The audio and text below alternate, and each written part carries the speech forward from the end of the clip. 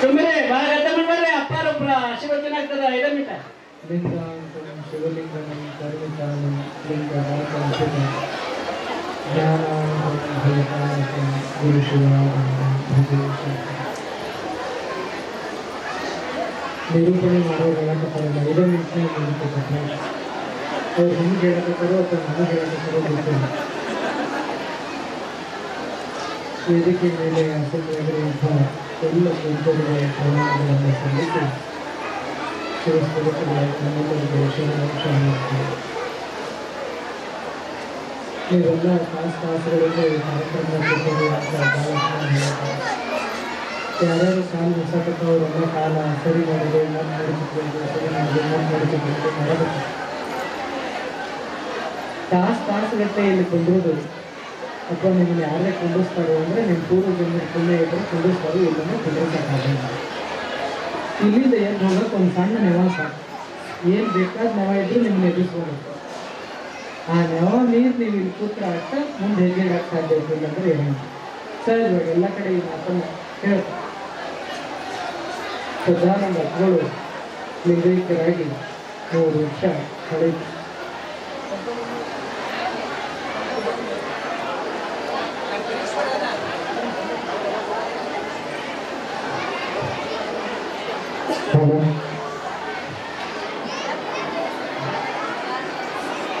ಇನ್ನೂ ಸಮೀಪ ಕೇಳಿಸ್ತದೆ. ಸದಾನಂದ ಅಪ್ಪಗಳು ಲಿಂಗೈಕ್ಯರಾಗಿ 3 ವರ್ಷ ಕಳೆಯಿತು. ನಾಳೆ ಯಾಕಂದರೆ ಇನ್ನೊಂದು 2-3 ದಿವಸ ಇದ್ದಾಗ ಜನಾರ್ದನ ಅಪ್ಪಗಳು ಫೋನ್ ಹಚ್ಚಿ ಈಗ ಅನಾರೋಗ್ಯ ಭಾಳ ಸೀರಿಯಸ್ ಎಲ್ಲ ಹೇಳಿದರು.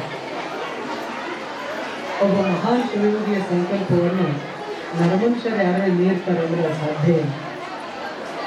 ಒಂದು ಆಶ್ಚರ್ಯ ಏನು ಅಂದರೆ ಶಿವಾನಂದ ಅಪ್ಪಗಳು ಎಷ್ಟು ಜನರಿಗೆ ದೀಕ್ಷೆ ಕೊಟ್ಟಾರೆ. ಅದ್ರಾಗ ಒಂದು 50-60% ಸನ್ಯಾಸಿಗಳು ಎಲ್ಲರೂ ಹುಣ್ಣಿಮೆ ದಿವಸ ಲಿಂಗೈಕ್ಯರಾಗ್ಯಾರ. ಯಾಕೆ ನೋಡಿ ಕೊಟ್ಟು ಹುಣ್ಣಿಮೆ ಮಲ್ಲಿಕಾರ್ಜುನ ಅಪ್ಪಗಳದ್ದು ನೋಡ್ರಿ ಅವ್ರದ್ದು ಹುಣ್ಣಿಮೆನ, ಸದಾನಂದ ಅಪ್ಪಗಳದ್ದು ನೋಡ್ರಿ ಅವ್ರದ್ದು ಹುಣ್ಣಿಮೆನ, ಸಿದ್ದೇಶ್ವರ ಅಪ್ಪಗಳದ್ದು ಏಕಾದಶಿ, ವೈಕುಂಠ ಏಕಾದಶಿ. ವಿಚಿತ್ರ ಏನು ಅಂದ್ರೆ ಸಾಯಂಕಾಲ 6 ಗಂಟೆಗೆ ವೈಕುಂಠ ದ್ವಾರ ತೆರೀತದೆ ಶಾಸ್ತ್ರದಾಗ ಬರ್ಬೇಕಾದ್ರೆ 6 ಗಂಟೆ ಆಗಿ 1 ನಿಮಿಷಕ್ಕೆ ಪ್ರಾಣ ಪಕ್ಷಿ ಹಾಡ್ತಾರೆ. ಅದಕ್ಕೆ ಯಾರ ಶರೀರ, ಯಾರ ಮನಸ್ಸು, ಯಾರ ಬುದ್ಧಿ, ಯಾರ ಚಿತ್ತ, ಯಾರ ಅಹಂಕಾರದ ತುಂಬ ಮಂತ್ರವೇ ತುಂಬಿರ್ತದೆ ಅವರಿಗೆ ಪ್ರಾಣದ ಮೇಲೆ ಸಂಪೂರ್ಣ ನಿಯಂತ್ರಣ ಇದೆ. ಅವರು ಬೇಕಂದ್ರೆ ಪ್ರಾಣವನ್ನು ಹಿಡಿಬಹುದು, ಬ್ಯಾಡಂದ್ರೆ ಪ್ರಾಣವನ್ನು ಬಿಡಬಹುದು. ಅವರು ಲೀಲಾ ಪುರುಷರು. ನಾವು ನಿಮ್ಮಂಥವ್ರ ಕೈಯಾಗ ಹೆಂಗೆ ಸಾಧ್ಯದ? ಕಿರಾಣಿ ಅಂಗಡಿ ಒಳಗೆ ಕ್ವಿಂಟಲ್ ಗಟ್ಟಲೆ ಕಲ್ಸಕ್ರೆ ಸಿಗ್ತದೆ. ಯಾರು ಬೇಕಾದವರೆಲ್ಲ ಕಲ್ಸಕ್ರೆ ಕೊಟ್ಟರೆ ಪ್ರಸಾದ ಆಗ್ತೈತೇನು? ಯಾರು ಬೇಕಾದವ್ರು ಕೊಟ್ಟದ ಕಲ್ಸಕ್ರೆ ಸಿದ್ರೆ ಮಂದಿ ಉದ್ಧಾರ ಆಕ್ಕಾರೇನು? ಊರಾಗ ಲಿಂಗ ಮಾಡೋರದ, ಊರಿಗೆ ರುದ್ರಾಕ್ಷಿ ತರಿಸ್ಕೊಡೋರದ, ಊರಾಗ ವಿಭೂತಿ ಮಾಡೋರದ. ಆದ್ರೆ ಆ ವಿಭೂತಿಯಿಂದ ಲೋಕದ ಕಲ್ಯಾಣ ಉದ್ಧಾರ ಆಗ್ತೈತೇನು? ಇಲ್ಲ. ಆ ಲಿಂಗದಿಂದ ಲೋಕದ ಕಲ್ಯಾಣ ಉದ್ಧಾರ ಆಗ್ತೈತೇನು? ಇಲ್ಲ. ಶ್ರದ್ಧಾನಂದ ಅಪ್ಪಗಳ ಕೈಯಿಂದ ಮುಟ್ಟಿ ಬಂದ್ರೆ ಅಟ್ಟ ಉದ್ಧಾರ, ಇಲ್ಲಂದ್ರೆ ಆಗಂಗಿಲ್ಲ. ಯಾಕಂದ್ರೆ ಬಸವಣ್ಣನ ಕುರಿತ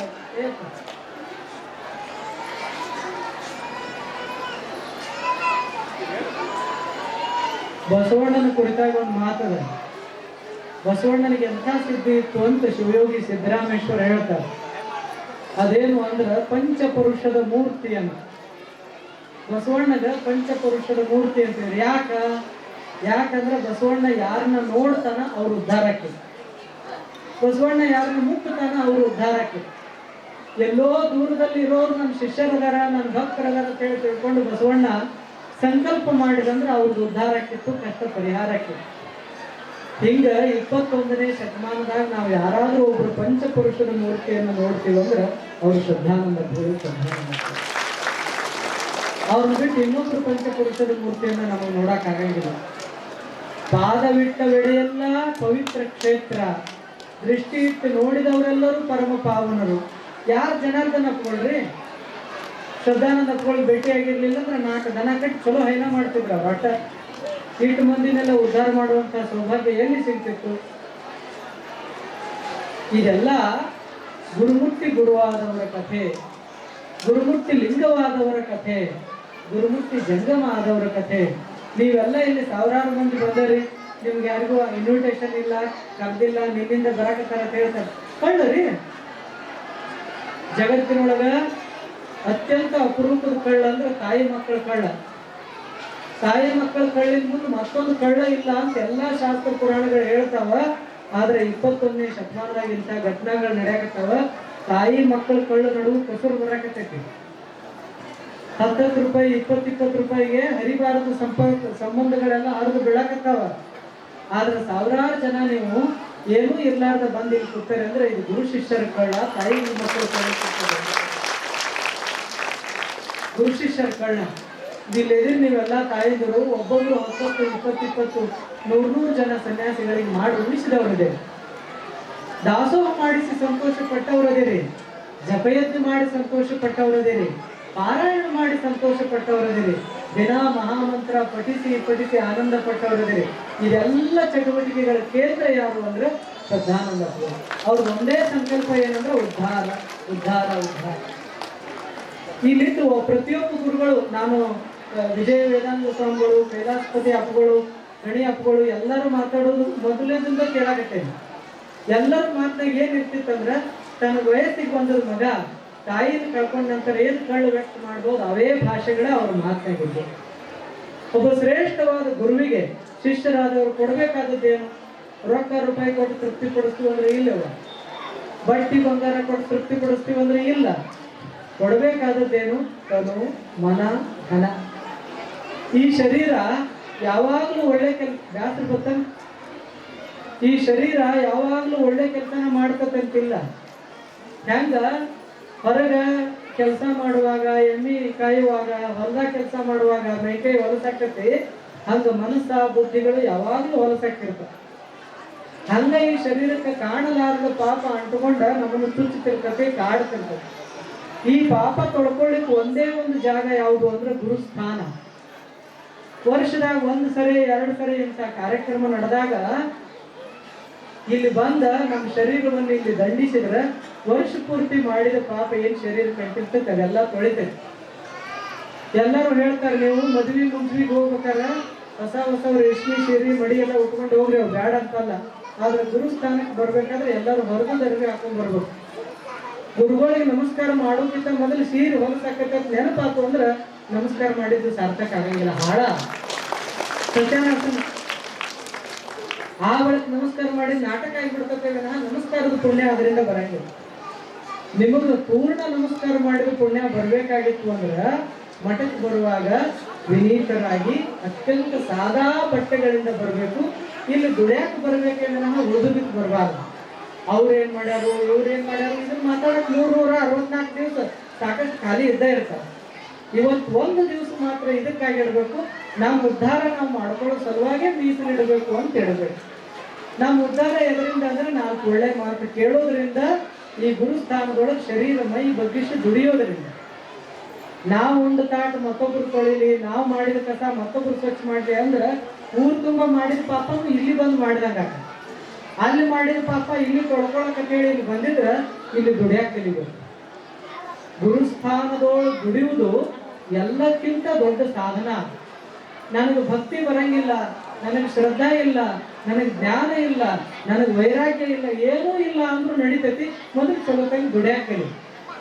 ಮನೆಯಾಗ ದುಡಿದ್ರೆ ಹೆಣ್ಣು ಮಕ್ಕಳ ಸಲುವಾಗಿ, ಗುರುಸ್ಥಾನದೊಳಗೆ ದುಡಿದ್ರೆ ನಿನ್ನ ಸಲುವಾಗಿ, ನಿನ್ನ ಉದ್ಧಾರದ ಸಲುವಾಗಿ.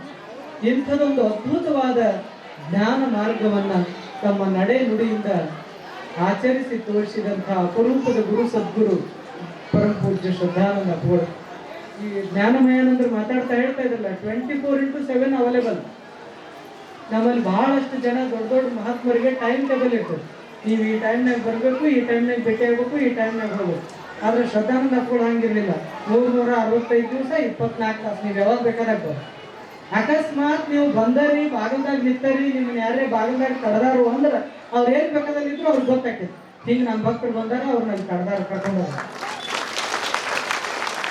ಬಹಳಷ್ಟು ಮಂದಿ ಜೀವನ ಅನುಭವ ಇದೆ, ನಂದು ಅನುಭವ. ಯಾರು ಬೇಕಾದವ್ರು ಇರ್ಲಿ, ಬಂದ್ರ ಒಂದು ಸರಿ ಕಣ್ಣೆತ್ತಿ ನೋಡಿದ್ರೆ ಸಾಕ್ರಿ ಉದ್ಧಾರ. ಅದಕ್ಕ ಅಂಥ ದಿವ್ಯ ನೇತ್ರ, ಅಂಥ ದಿವ್ಯ ಹಸ್ತ, ಅಂಥ ದಿವ್ಯ ಪಾದ ಯಾರು ದರ್ಶನ ಮಾಡ್ಯಾರ ಅವರೆಲ್ಲರೂ ಪುಣ್ಯಾತ್ಮರು. ಈಗ ಸ್ಮರಣೆ ಮಾಡೋದಷ್ಟೇ. ತಾಸುಗಟ್ಟಲೆ ಅವ್ರ ಬಗ್ಗೆ ಕೇಳೇರಿ. ಇನ್ನು ಮಾಡಬೇಕಾದದ್ದು ಕೆಲಸ ಏನಂದ್ರೆ ಹೋಗೋಕ್ಕಿಂತ ಮೊದಲು 5 ನಿಮಿಷ ಕಣ್ಣು ಮುಚ್ಚಿ ಕೂತ ಅವುಗಳು ಪೂರ್ಣವಾದ ಆನಂದವಾದ ಭಾವ ಕಣ್ಣು ಮುಂದೆ ತಂದುಕೊಂಡು ಒಂದು ಸರಿ ಅವ್ರದ್ದು ಧ್ಯಾನ ಮಾಡಿ ನೀವೆಲ್ಲರೂ ನಿಮ್ಮ ಊರಿಗೆ ಹೋಗತಕ್ಕದ್ದು. ಈ ಗಲಗಲಿಯ ಭಕ್ತರದ ಭಕ್ತಿ ಬಹಳ ದೊಡ್ಡದು. ಯಾವ ಪೂರ್ವ ಜನ್ಮದ ಸುಕೃತನ ಗೊತ್ತಿಲ್ಲ. ಗಂಗಾ ನದಿಯನ್ನು ಕಟ್ಟಲಿಕ್ಕೆ ಬಗೀರ್ನಂಥ ಒಬ್ಬ ದೊಡ್ಡ ಸಾಧಕನಿಗೆ ಸಾಧ್ಯ ಆಯಿತು. ಈಗೇನು ಚೈನಾ ದೇಶಕ್ಕೆ ಹರಿತಿತ್ತು ಗಂಗಾ ನದಿ, ಅದನ್ನ ಭಾರತ ದೇಶಕ್ಕೆ ಬರುವಂಗೆ ಮಾಡಿದಂಥ ಮಹಾನುಭಾವ ಭಗೀರಥ ಮಹರ್ಷಿ. ಹೆಂಗ ಗಂಗಾ ನದಿಯನ್ನು ಭಾರತಕ್ಕೆ ಹರಿಯುವಂಗ ಭಗೀರಥ ಮಹರ್ಷಿ ಮಾಡಿದ, ಹಂಗ ಈ ಗಲಗಲಿಯ ಭಕ್ತರದ ಪುಣ್ಯ ಭಾಳ ದೊಡ್ಡದು. ಶ್ರದ್ಧಾನಂದ ಅಪ್ಪಗಳು ಎಲ್ಲ ಊರಾಗ ಹೇಳಿದ್ರ, ಮತ್ತು ಯಾವ ಊರಾಗ ಮಠ ಮಾಡುವಾಗ ಹೇಳೋರು ನಾ ಇನ್ನು ಮುಂದೆ ಇಲ್ಲೇ ಇರೋದನ್ನು ಇಲ್ಲೊಂದು ಚಲೋ ಮಠ ಮಾಡಿರೋರು. ಎಲ್ಲ ಊರಾಗೂ ಗಿಡ ಹಚ್ಸೋದು, ಎಲ್ಲ ಊರಾಗೂ ಒಂದು 2 ರೂಮ್ ಮಾಡೋದು, ಒಬ್ಬೊಬ್ರು ಇಬ್ಬಿಬ್ರು ಸಾಧುಗಳನ್ನ ನೋಡೋದು. ಅವರೆಲ್ಲರಿಗೂ ಹೇಳೋದು ನಿಮ್ಮ ವೃತ್ತಿ ಶುದ್ಧ ಇರಲಿ, ನೀವೆಲ್ಲರೂ ಪ್ರತಿ ದಿವಸ ಜಪ ಮಾಡ್ರಿ. ನಮ್ಮಲ್ಲಿ ಯಾರು PhD MA ಮಂದಿ ಸ್ವಾಮಿಗಳಿಲ್ರಿ, ಆದರೆ ಯಾವ MA PhD ಮಂದಿಗೂ ಕಡಿಮೆ ಇಲ್ಲಿ ಮಂದಿ. ಯಾವ ಊರಾಗ ಒಟ್ಟ ಅಧ್ಯಾತ್ಮ ಇಲ್ಲ, ಅಲ್ಲಿ ಹೋಗಿ ನಮ್ಮ ಶ್ರದ್ಧಾನಂದ ಶಿಷ್ಯರೊಬ್ಬರು ಸಾಧನ ಬಿಡ್ರಿ, ಆ ಒಂದೊಂದು ಮನಿ ಪರಿವರ್ತನೆ ಮಾಡ್ತಾರೆ. ಅಷ್ಟು ತಾಕತ್ತೈತೆ ಒಳಗೆ. ಇದನ್ನೆಲ್ಲ ನಡೆಯೋದು ಶ್ರದ್ಧಾನಂದ ತಪಸ್ಸಿನ ಪ್ರತಿಫಲ. ಇಂಥ ಒಬ್ಬ ಮಹಾನ್ ತಪಸ್ವಿಗಳ ನೆನಪಿನಿಂದ ಈ ಕಾರ್ಯಕ್ರಮ ಬಹಳ ಸರ್ವಾಂಗ ಸುಂದರವಾಗಿ ನಡೀತು. ಇವರು ಈ ಹುಡುಗರಿಗೆಲ್ಲ ಸತ್ಕಾರ ಮಾಡೋದು ಇವನ್ನೆಲ್ಲ ಮಾಡಿದ್ರು. ಇವೆಲ್ಲ ಬಹಳ ಒಳ್ಳೇದು. ಅದರ ನಿರಂತರ ಜಪಾನ್ ಮಾಡ್ತಾ ಇರ್ಬೇಕು. ಒಟ್ಟ ಜಪ ತಪ್ಪಿಸ್ಬಾರ್ದು. ಎಲ್ಲರಿಗೂ ಅಪ್ಪುಗಳ ಜಪ ಮಾಲೆ ಕೊಟ್ಟಾರಲ್ಲ, ನಿರಂತರವಾಗಿ ಜಪ ಮಾಡ್ತಾ ಇದ್ರು. ಒಬ್ಬ ಮನುಷ್ಯ, ಇದು ಹೆಣ್ಣುಗಳು ಚಲೋ ರೀ, ಅಲ್ಲಂದ್ರೆ ಹೊಲಸ್ ಕಡೆ ನೋಡಂಗಿಲ್ಲ, ಆದ್ರೆ ಮನುಷ್ಯನ ಬುದ್ಧಿ ಬಹಳ ಕೆಟ್ಟ. ಈ ಮನುಷ್ಯನ ಬುದ್ಧಿ ಶುದ್ಧ ಆಗ್ಬೇಕಾದ್ರೆ ಸರಿಯಾದ ಮುಗ್ದಾಣ ಅಂದ್ರೆ ಜಪ. ಸರಿಯಾದ ಮುಗ್ದಾಣ ಜಪ, ಅದನ್ನ ಅಪ್ಪುಗಳು ನಮಗೆ ನಿಮಗೆ ಎಲ್ಲ ಅನುಗ್ರಹ ಮಾಡಿಕೊಟ್ಟು ಹೋಗ್ಯಾರ. ಎಲ್ಲಿ ತನ ಕಣ್ಣು ಮುಂದೆ ಅಪ್ಪುಗಳ ಚಿತ್ರ ಬರ್ತಿರ್ತೈತಿ, ಎಲ್ಲಿ ತನ ಕನಸಿನಾಗ ಅಪ್ಪುಗಳು ಬರ್ತಿರ್ತಾರ, ಅಲ್ಲಿ ತನ ನಮ್ಮ ಪತನ ಸಾಧ್ಯ ಇಲ್ಲ ಅಂತ ಭಾವಿಸಿ ತಾವೆಲ್ಲ ಈ ಸತ್ಸಂಗದೊಳಗೆ ಭಾಗವಹಿಸೋದು. ಸಾಕಷ್ಟು ಜನ ಭಕ್ತರು ಹಳ್ಳಿಗಳಿಂದ ದಾವಣಗೆರೆ, ಏನು ಅವ್ರದ್ದು ದೊಡ್ಡ ಬಳ್ಳಿ. ಒಬ್ಬ ಮಹಾತ್ಮ ಎಲ್ಲೆಲ್ಲಿ ಪಾದ ಸ್ಪರ್ಶ ಮಾಡ್ತಾನೆ ಅಲ್ಲೆಲ್ಲ ಭಕ್ತಿ ಬಳ್ಳಿ ಬೆಳಿತೈತಿ ಅನ್ನೋದು ಉದಾಹರಣೆನೇ ಶ್ರದ್ಧಾನಂದ ಅಪ್ಪುಗಳು ಬೆಳೆಸಿದಂಥ ಈ ಸಂಪ್ರದಾಯದ ಪರಿಧಿ ಅಂತ ನಾವೆಲ್ಲ ಭಾವಿಸೋದು. ಎಲ್ಲ ಹಳ್ಳಿಗಳಿಂದ ಏನು ಭಕ್ತರು ಬಂದರಿ, ತುಂಬಿದ ಹೃದಯದಿಂದ ಬರೋದು, ಗುರುಸ್ಮರಣೆಯನ್ನು ಮಾಡಿ ತುಂಬಿದ ಹೃದಯದಿಂದ ಮನೆಗೆ ಹೋಗೋದು. ಅವ್ರು ಅದನ್ನು ಮಾಡಿದ್ರು, ಇವ್ರು ಇದನ್ನು ಮಾಡಿದ್ರು, ಇದನ್ನು ಯಾವುದೂ ತಲೆಯಾಗ ಹಾಕೊಳ್ಳಾರ್ದ ಗುರುಗಳು ನಮ್ಮ ಉದ್ಧಾರಕ್ಕಾಗಿದ್ದರು. ಗುರುಗಳು ನಮ್ಮ ಉದ್ಧಾರಕ್ಕಾಗಿ ಅದಾರ. ನಾವು ಸ್ಮರಣೆ ಮಾಡಿದ್ರೆ ಈಗಲೂ ನಮ್ಮ ಜೊತೆಗೆ ಅದಾರ ಅಂತ ಭಾವಿಸಿಕೊಂಡು ಸಾಗೋದು ಅನ್ನುವಂಥ ಆಶಯವನ್ನು ವ್ಯಕ್ತ ಮಾಡಿ ಪೂಜ್ಯರಾದಂತಹ ಜನಾರ್ದನ ಸ್ವಾಮಿಗಳ ನೇತೃತ್ವದಲ್ಲಿ ಈ ಕಾರ್ಯಕ್ರಮ ಬಹಳ ಸರ್ವಾಂಗ ಸುಂದರವಾಗಿ ನಡೀತಾ ಇದೆ. ನೀವೆಲ್ಲ ಇದಕ್ಕಿಂತ ಹೆಚ್ಚು ಮಂದಿ ಮುಂದಿನ ವರ್ಷ ಬರ್ತೀರಿ ಅಂತ ಅವ್ರಿಗೆ ಗೊತ್ತಾಗೈತಿ. ಮುಂದಿನ ವರ್ಷ ಎಲ್ಲರಿಗೂ ಕೆಳಗ ಅವ್ರು ವ್ಯವಸ್ಥೆ ಮಾಡ್ತಾರೆ. ಯಾಕ್ರಿ ಮುಂದಿನ ವರ್ಷದಿಂದ ಕೆಳಗೆ ವ್ಯವಸ್ಥೆ ಮಾಡ್ತಾರೆ. ಬೆಳಗ್ಗೆ ಸಾಯಂಕಾಲ ಒಂದು ಟೈಮ್ ಜಪಯಜ್ಞದ ವ್ಯವಸ್ಥೆಯನ್ನು ಅವರು ಮುಂದಿನ ವರ್ಷದಿಂದ ಮಾಡ್ತಾರೆ. ಈ ಕಾರ್ಯಕ್ರಮಕ್ಕೆ ಸಾಕಷ್ಟು ಜನ ಭಕ್ತರು ದಾನ ದತ್ತಿಗಳನ್ನು ಕೊಟ್ಟಾರ. ಅವರೆಲ್ಲರಿಗೂ ಜಗದ್ಗುರು ಶಿವಾನಂದ ಅಪ್ಪಗಳದು, ಪೂರ್ಣಾನಂದ ಅಪ್ಪಗಳದು, ಶ್ರದ್ಧಾನಂದ ಅಪ್ಪಗಳದು ಆಶೀರ್ವಾದ ಸದಾವ ಕಾಲದಲ್ಲಿ ಇರಲಿ ಅಂತ ಹಾರೈಸಿ ತಾವೆಲ್ಲ 1.5 ಆದರೂ ಕೂಡ, ಏನು 1.5 ಆದ್ರೆ ಏನು ಭಾಳ ಅಲ್ಲ. ಆ ಬೆಂಗಳೂರಲ್ಲಿ ಮಂದಿ ಅದು ಗಡಿಯಾರ ನೋಡಿ ಪ್ರವಚನ ಕೇಳ್ತಾರೆ, ಈಗ ಮಂದಿ ಪ್ರವಚನ ಕೇಳಿ ಗಡಿಯಾರ ನೋಡ್ತಾರೆ. ಅದಕ್ಕೆ ಇದೇನು ಭಾಳ ಸಮಯ ಅಲ್ಲ. ಸಾಕಷ್ಟು ಜನ ಒಳ್ಳೆ ಜ್ಞಾನಿಗಳು ಈ ವೇದಿಕೆಯ ಮೂಲಕ ತಮ್ಮ ಅನುಭವವನ್ನು ಹಂಚಿಕೊಂಡ ಅನುಭವ ಯಾರ್ದು ಸ್ವಂತದ್ದಲ್ಲ. ಎಲ್ಲವೂ ಶ್ರದ್ಧಾನಂದ ಅಪ್ಪಗಳು ತಲೆ ಮೇಲೆ ಕೈ ಇಟ್ಟ ನಂತರ ಬಂದದ್ದು. ಇಲ್ಲಂದ್ರೆ ಎಲ್ಲವೂ ಹೆಂಡಕಾಸು ಮಾಡೋಣ. ಹೌದಲ್ಲ, ಗಿಡಕ್ಕೆ ನೀರು ಹಾಕೋದು, ಹೆಂಡಕಾಸ ಮಾಡೋದು, ಊಟ ತಾಟ್ ತೊಳೆದು ಅಟ್ಟ ಇಟ್ಟು ಮಾಡಿದ್ರು ನೀವು ಉದ್ಧಾರ ಆಗ್ತಿರ್ಲಿಲ್ಲ ಹುಡುಗರೇ ಅಂತ ಅವ್ರು ಹೇಳಿದ್ರು. ಅವ್ರು ಅರ್ಥ ಮಾಡಿ ಇಲ್ಲಿ ಬಂದು ಕೂತಾರೆ.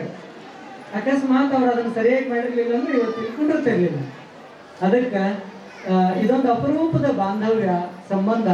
ನಮಗೂ ಕೂಡ ಪೂಜ್ಯರಾದಂಥ ಜನಾರ್ದನ ಅಪ್ಪಗಳು ಒಂದು ವಾರದ ಹಿಂದೆ ಫೋನ್ ಮಾಡಿದ್ರು, ತಾವು ಬರ್ಬೇಕು ಈ ಕಾರ್ಯಕ್ರಮಕ್ಕಂತ. ನಮಗೂ ಒಂದು ನಿಮ್ಗೆ ಹೆಂಗೆ ತವ್ರ ಮನೆಗೆ ಕರೀತೈತೆ ಹಂಗೆ ನಮಗೂ ಕರೀತಾರೆ. ನಾವು ಬಂದಿರಲಿಲ್ಲ ಅಂದ್ರೆ ಇಷ್ಟು ಜನ ಭಕ್ತರನ್ನು ನೋಡುವಂಥ ಒಂದು ಭಾಗ್ಯ ನಮಗೆ ಶ್ರದ್ಧಾನಂದ ಅಪ್ಪಗಳ ಆಶೀರ್ವಾದದಿಂದ ಆಗ್ತಿತ್ತು. ಅದಾಗಿರಲಿಲ್ಲ ಅಂತ ನಾನು ಭಾವಿಸ್ತೇನೆ. ಅದಕ್ಕೆ ಪರಮ ಪೂಜ್ಯರಾದಂತಹ ಜನಾರ್ದನ ಅಪ್ಪಗಳು ಈ ಮಠವನ್ನು ಉತ್ತರವಾಗಿ ಬೆಳೆಸಲಿ ಅನ್ನುವಂಥ ಆಶಯದಿಂದ